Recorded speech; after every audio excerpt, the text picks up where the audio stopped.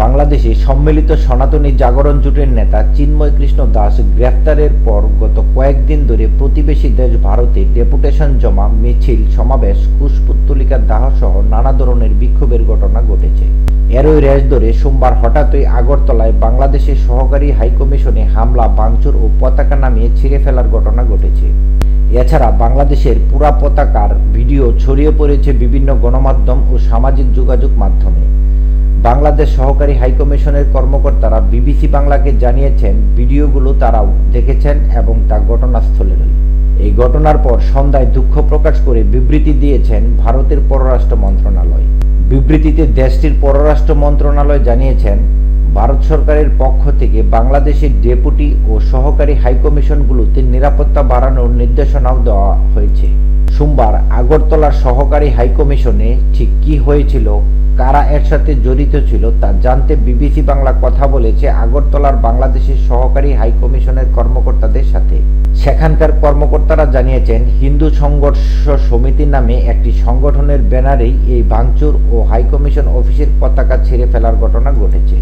একই দিনে ভারতের কুচবিহারে বিক্ষোভ হয়েছে এবং বাংলাদেশের অন্তর্বর্তী সরকারের প্রধান উপদেষ্টার কুশপুত্তলিকা দাহ করেছে সনাতনী হিন্দু মঞ্চ নামের একটি সংগঠন।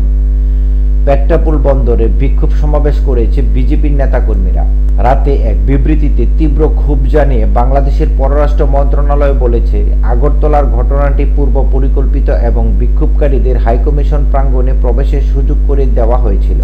গত নভেম্বরের শেষের দিকে বাংলাদেশে সম্মিলিত সনাতনী জাগরণ জোটের মুখপাত্র চিন্ময় কৃষ্ণ দাস আটকের পর গত ১.৫ সপ্তাহ ধরে প্রতিবেশী দেশ ভারতে নানা ধরনের প্রতিক্রিয়া দেখা যায়। কলকাতা সহ ভারতের বিভিন্ন হাইকমিশনের সামনে বিক্ষোভ, ডেপুটেশন জমা দেওয়ার ঘটনাও দেখা যায়। এরই ধারাবাহিকতায় সোমবার ভারতের ত্রিপুরা রাজ্যের আগরতলায় বাংলাদেশের সহকারী হাইকমিশন কার্যালয়েও ডেপুটেশন জমা দেওয়ার কথা ছিল হিন্দু সংঘর্ষ সমিতি নামের ভারতের একটি সংগঠনে। ভারত থেকে বিবিসি বাংলার সংবাদদাতা অমিতাভ ভট্টাশালী জানান, ডেপুটেশন জমা দিতে এসে হিন্দু সংঘর্ষ সমিতির ব্যানারে নেতাকর্মীরা দুপুর নাগাদ সেখানে একটি বিক্ষোভ সভা করে। পরে সেখানে ওই সংগঠনের একটি প্রতিনিধি বাংলাদেশের সহকারী হাইকমিশন কার্যালয়ের ভেতরে যায় ডেপুটেশন জমা দিতে। প্রতিনিধি দলটি যখন ডেপুটি হাইকমিশনের ভেতরে ঢুকে তার কিছুক্ষণ পরই আগরতলার হাইকমিশন কার্যালয়ের বাইরে ওই সংগঠনের অনেকেই স্লোগান দিচ্ছিল। হাইকমিশন কার্যালয়ের ভেতরে ঠিক কী হয়েছিল সেটি জানতে বিবিসি বাংলা কথা বলে আগরতলার বাংলাদেশ সহকারী হাইকমিশনের কর্মকর্তাদের সাথে। সেখানকার একজন কর্মকর্তা ঘটনাটি ঠিক কিভাবে ঘটেছিল তার পুরো বর্ণনা তুলে ধরেন, তবে তিনি তার নাম প্রকাশ না করার অনুরোধ করেছেন। বিবিসি বাংলাকে ওই কর্মকর্তা জানান, ওই সংগঠনটি ডেপুটেশন জমা দিতে আসবে, এটি নিয়ে পুলিশের পক্ষ থেকে আমাদের সাথে আগেই কথা হয়েছে। পুলিশ আমাদের জানিয়েছিল কয়েকজনের একটি টিম ভেতরে এসে প্রতিবাদ লিপি জমা দেবে। তিনি জানান, হিন্দু সংঘর্ষ সমিতির ব্যানারে ৫ জন যখন ভেতরে প্রবেশ করল তখন সংগঠনের আরও যে ১৫০ জনের মতো লোক আগরতলা হাইকমিশন কার্যালয়ের গেটের বাইরে উপস্থিত হয়। ডিপ্লোম্যাটিক বা কূটনৈতিক জোন হওয়ায় এই এলাকার প্রটেক্ট করার দায়িত্ব রাজ্য সরকারের পুলিশের দায়িত্ব। ওই কর্মকর্তা বিবিসি বাংলাকে বলেন, আমাদের অফিসের সামনে ১৫০ বিক্ষোভকারীর বিপরীতে পুলিশের প্রায় ১০০ জন সদস্য সেখানে ছিল। ওই পুলিশের লোকজন থাকা সত্ত্বেও তারা আমাদের অফিসে ঢোকার গেটটি খুলে দিল। তখন একসঙ্গে ১৫০ মানুষ ঢুকলে পরিস্থিতি কেমন হতে পারে ধারণা করতে পারেন বলছিলেন ওই কর্মকর্তা। তবে এই বিষয়ে হিন্দু সংঘর্ষ সমিতি কার্যকরী সদস্য বি.কে. রয় জানিয়েছেন, ডেপুটেশন দেওয়ার সময় বাইরে কি ঘটনা ঘটেছে তা তারা দেখেননি এবং তারা ডেপুটেশন দিয়ে আসার পরও কাউকেই অফিসের ভেতরে দেখতে পাননি। বিক্ষোভকারীরা ভেতরে ঢোকার পরই আগরতলার বাংলাদেশ সহকারী হাইকমিশন কার্যালয়ে টাঙানো বাংলাদেশের জাতীয় পতাকা নামিয়ে ছিঁড়ে ফেলার ঘটনা ঘটে। এই ঘটনার বেশ কিছু ভিডিও ধারণ করে সেখানে থাকা গণমাধ্যম কর্মীরা এবং সেগুলো সামাজিক যোগাযোগ মাধ্যমেও ছড়িয়ে পড়ে। পতাকা নিয়ে ঠিক কী হয়েছিল এ নিয়ে প্রশ্ন করা হয়েছিল বাংলাদেশি সহকারী হাইকমিশনের ওই কর্মকর্তার কাছে।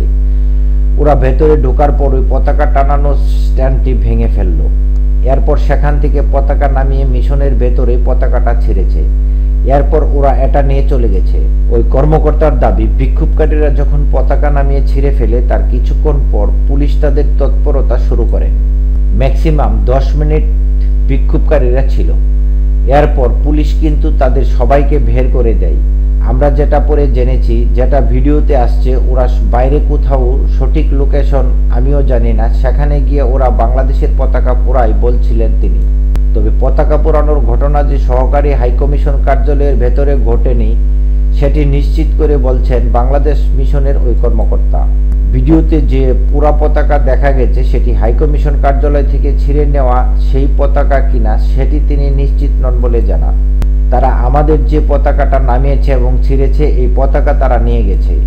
এ সময় হাইকমিশন কার্যালয়ের কিছু সাইনবোর্ড ভাঙচুর ও তাতে আগুন লাগিয়ে দেওয়ার ঘটনা ঘটে বলে বিবিসি বাংলাকে জানান এই কর্মকর্তা। হামলা ও ভাঙচুরের খবর পেয়ে ত্রিপুরা পুলিশের শীর্ষ কর্মকর্তারা ঘটনাস্থলে গিয়ে বাংলাদেশ সহকারী হাইকমিশনের অফিসটি ঘুরে দেখেন এবং সেখানকার কর্মকর্তাদের সঙ্গে কথা বলেন। তবে ভারতের আইনশৃঙ্খলা বাহিনীর সদস্যরা সেখানে উপস্থিত সাংবাদিকদের কাছে এ বিষয়ে কোনো মন্তব্য করেননি। বিবিসি বাংলাকে দেওয়া সাক্ষাৎকারে আগরতলার সহকারী হাইকমিশনের কর্মকর্তারা বলেছিলেন, ঘটনাটি যখন ঘটে যায় তারপরই ভারত সরকারের এক ধরনের তৎপরতা তারা দেখতে পেয়েছেন। তারা তাদের জায়গা থেকে আমাদের কাছে দুঃখ প্রকাশ করেছেন, আমাদের খোঁজ খবর নিয়েছেন। তারা আমাদের এ নিয়ে নিশ্চয়তা দিয়েছেন পরবর্তীতে এমন আর কিছু হবে না, বলছিলেন হাইকমিশনের একজন কর্মকর্তা। আমাদের নিরাপত্তাকে আরও বাড়ানো হবে বলে ভারতের পক্ষ থেকে জানানো হয়েছে, জানান তিনি।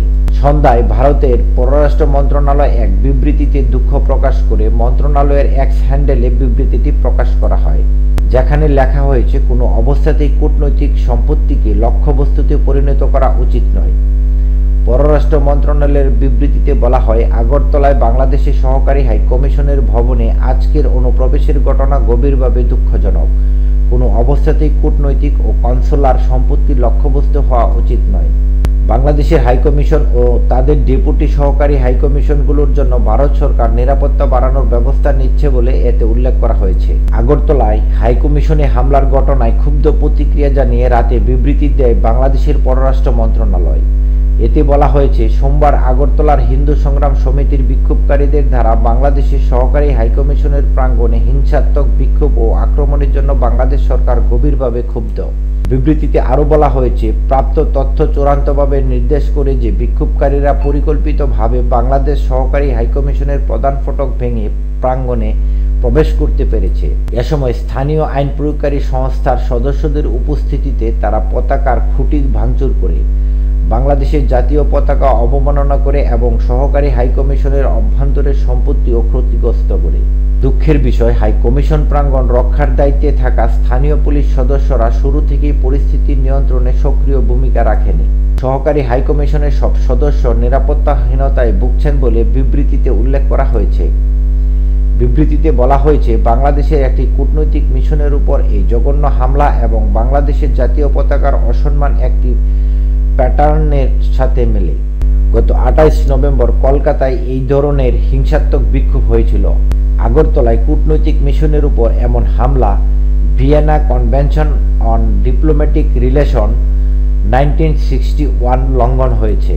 কূটনৈতিক মিশনগুলোতে যে কোনো ধরনের অনুপ্রবেশ বা ক্ষতি থেকে রক্ষা করা সেই দেশের সরকারের দায়িত্ব উল্লেখ করে বাংলাদেশের পররাষ্ট্র মন্ত্রণালয়ের বিবৃতিতে বলা হয়েছে, ভারত সরকারকে এক ঘটনায় ব্যবস্থা নেওয়া এবং ঘটনার বিস্তৃত তদন্ত এবং ভারতের বাংলাদেশের কূটনীতিকদের নিরাপত্তা ও অকূটনৈতিক সদস্য এবং তাদের পরিবারের সদস্যদের নিরাপত্তা নিশ্চিত এবং কূটনৈতিক মিশনে যে কোনো সহিংসতা প্রতিরোধ করতে আহ্বান জানাচ্ছে বাংলাদেশ।